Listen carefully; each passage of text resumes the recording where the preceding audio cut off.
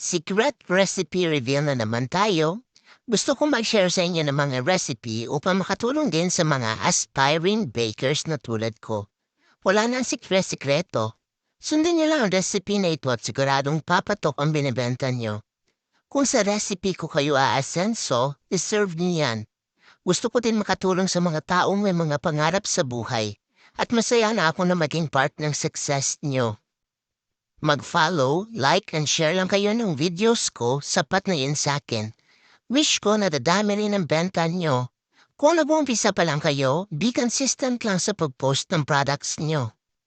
At unti-unti rin kayong makikilala ng mga tao. Do your best lang sa mga ginagawa nyo and God will do the rest.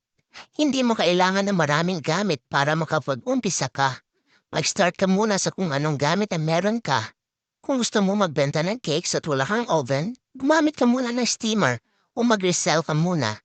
O di kaya magbenta ka muna ng spaghetti, carbonara, lumpia, mga kakanin o kung ano-ano pa hanggang sa makaipon ka pambili ng oven.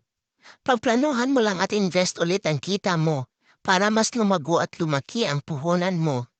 Ayon nga kay Arthur Ashe, start where you are, use what you have, do what you can.